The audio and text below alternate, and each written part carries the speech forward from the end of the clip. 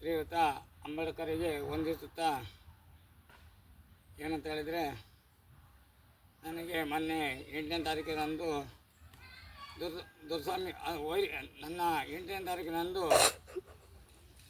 ನನಗೆ ಕಳ್ಳರು ಅಡ್ಡ ಹಾಕಿ ಅವರು ನನ್ನ ನಗದು 50 ರೂಪಾಯಿ ಹಣವನ್ನು ತೆಗೆದುಕೊಂಡು ಹೋಗಿ ನಾನು ಮನೆ ಹತ್ತ ಬರುವಾಗ 9:50 ಆಗಿರುತ್ತದೆ. ಆವಾಗ ಸಾಧಾರಣ 8 ಜನ ಎರಡು ಚೂರಿಯನ್ನು ತೋರಿಸಿ ನನ್ನಲ್ಲಿರುವಂಥ ಹಣವನ್ನು ಗೋಚಿಕೊಂಡು ಪರಾರಿಯಾಗಿರುತ್ತಾರೆ. ಅದನ್ನು ನೋಡಿದಂಥ ವ್ಯಕ್ತಿ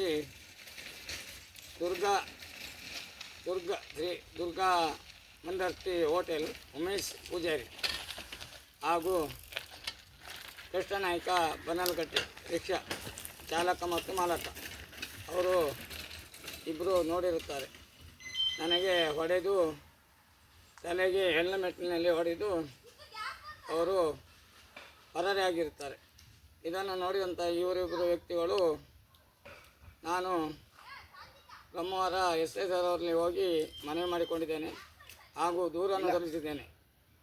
ಆ ದೂರಿಗೆ ಅವರು ನಿಮಗೆ ನ್ಯಾಯ ದೊರಕಿಸಿ ಕೊಡ್ತೀವಿ ಅಂತೇಳಿ ನನ್ನಲ್ಲಿ ಆಶ್ವಾಸನೆ ಕೊಟ್ಟಿದ್ದಾರೆ.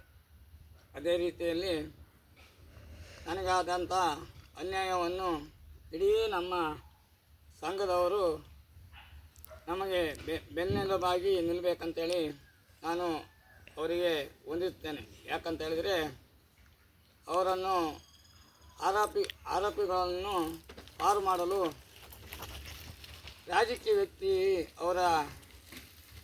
ಅವರ ಬಗ್ಗೆ ಸೇರಿಕೊಂಡಿದ್ದಾರಂತಲೇ ನನಗೆ ಈಗ ಮಾಹಿತಿ ಬಂದಿದೆ. ಅದಕ್ಕೆ ನಾನು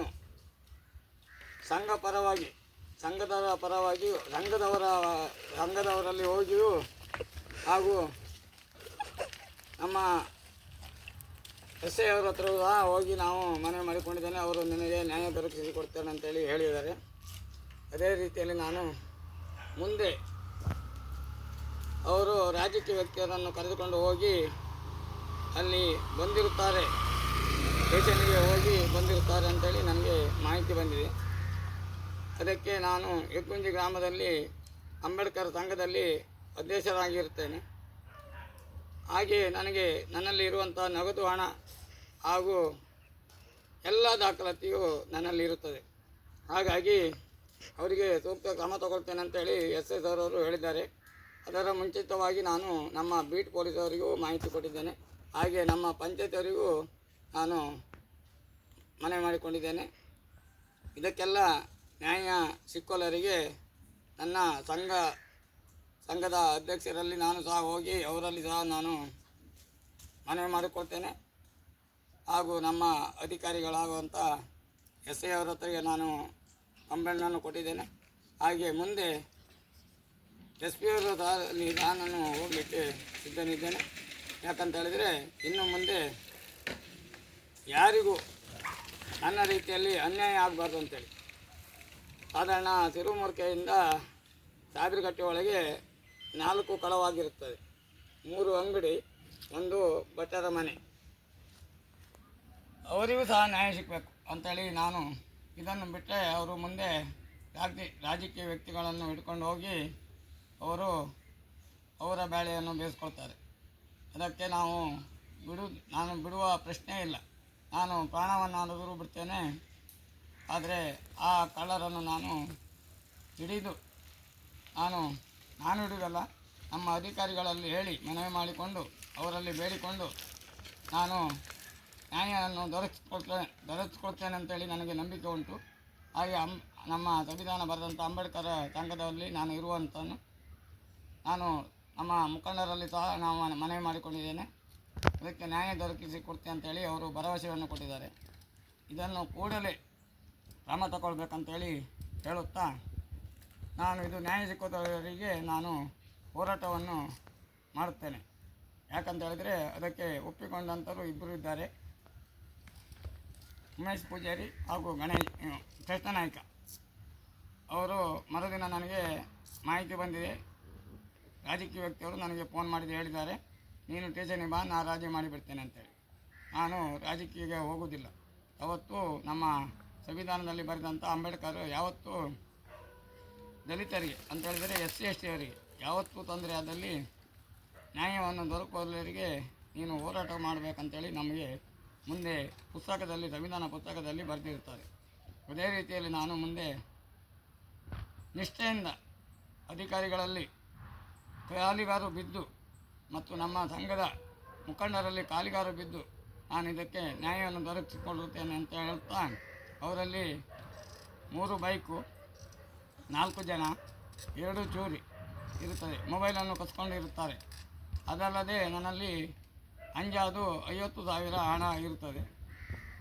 ಅದು ನಾನು ಒಂದು ಮದುವೆ ಫಂಕ್ಷನಿಗೆ ಅವರು ಸಾಲ ಕೇಳಿರುತ್ತಾರೆ, ಅದನ್ನು ಕೊಡಲಿಕ್ಕಂತೇಳಿ ನಾನು ATM ಅಲ್ಲಿ ಹೋಗಿ ಡ್ರಾ ಮಾಡಿದ್ದೇನೆ. ಮತ್ತು ಒಂದು ಇಬ್ಬರಲ್ಲಿ ಕೈಗಡವನ್ನು ಹಣವನ್ನು ತಗೊಂಡಿದ್ದೇನೆ. ಹಾಗೆ ಕಾಯಿ ಮಾರಿದ ದುಡ್ಡನ್ನು ಸಹ ನನ್ನಲ್ಲಿ ದಾಖಲಾತಿ ಉಂಟು.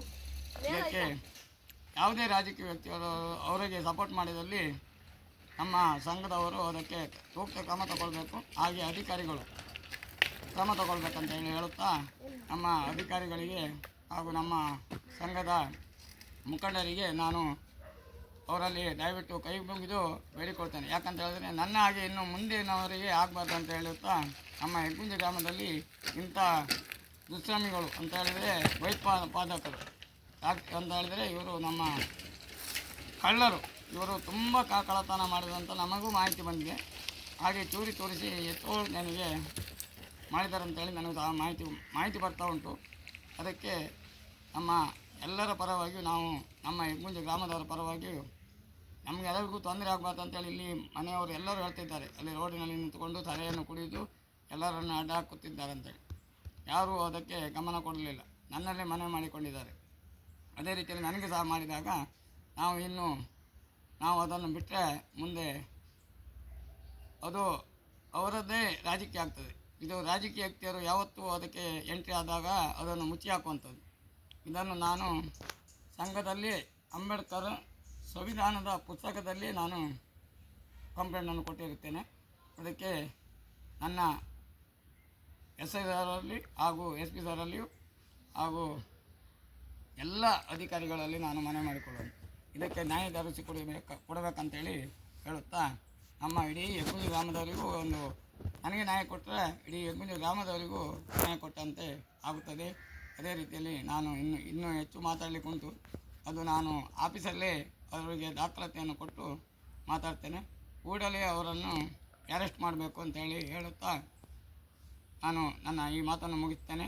ಜೈ ಹಿಂದ್, ಜೈ ಕರ್ನಾಟಕ, ವಂದೇ ಮಾತರಂ.